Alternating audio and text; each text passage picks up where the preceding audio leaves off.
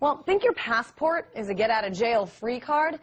This isn't Monopoly, and jail isn't the only thing Americans abroad have to fear. It's also death, in some cases by their own government. The Obama administration is continuing a policy implemented by President George W. Bush that targets American citizens who are associated with terrorist groups abroad. The policy allows U.S. troops to capture and even kill Americans who are deemed a national threat. Among the many hats he wears, Paul Craig Roberts is a nationally syndicated columnist. He's in Panama City, Florida right now and joins us to talk about this very issue. Paul, let's start first with your thoughts on this. Well, they may as well kill them abroad because they killed Americans at home. I suppose the world has forgotten about Ruby Ridge and Waco.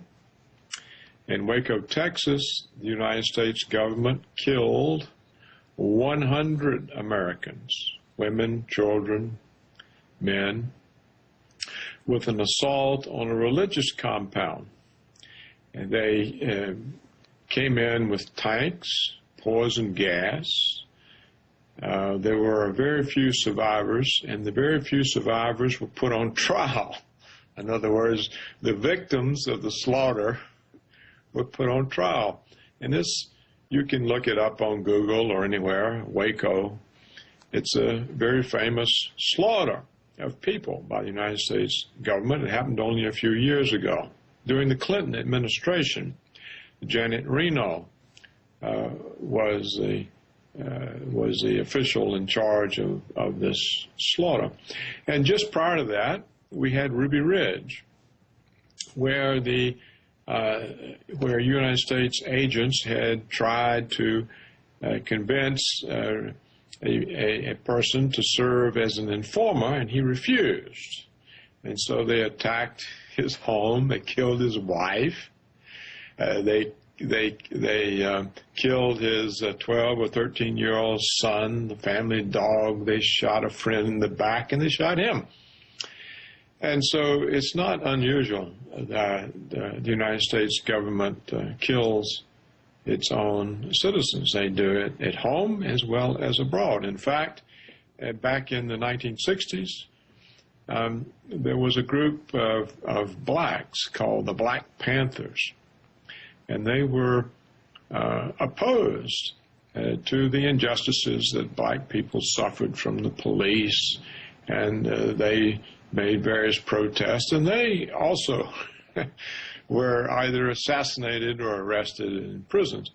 So the world has a very unusual idea about the United States. It's essentially a police state. Well, Mr. Roberts, it's interesting that you bring these situations up. These were, of course, isolated incidents. But, I mean, I can see the connection, but here's what I have to say about that. These are situations in which people were committing a crime and putting other people in danger. I mean, ever since the War on Terror became a household phrase, our nation's leaders have operated under the philosophy that they will capture and, if necessary, kill all terrorists who are threatening Americans. But you see, the whole thing is a hoax. There were no terrorists in Waco. Well, but there were people that were, you know, threatening other individuals, and they tried before they brought in the tear gas. They tried before. No, there's no evidence. And in fact, there are no charges that these people were threatening anyone.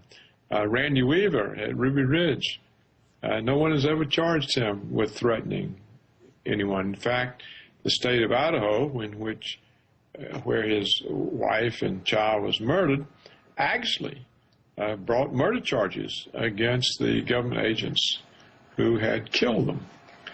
And so, no, you're completely wrong. There's no evidence.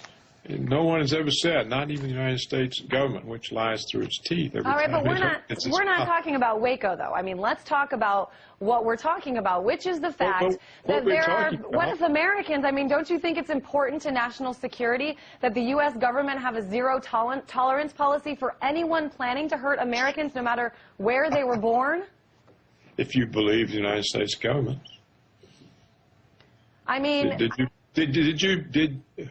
Look. The Russians. Did the Russians believe Stalin when Stalin told the Russian people that all the heroes of the Bolshevik Revolution were capitalist spies.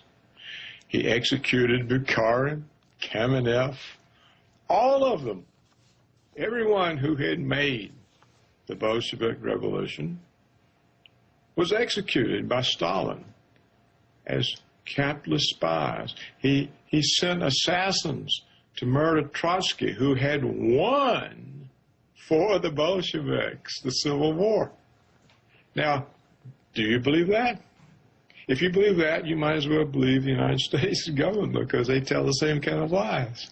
All right, Paul Craig Roberts, as usual, we thank you.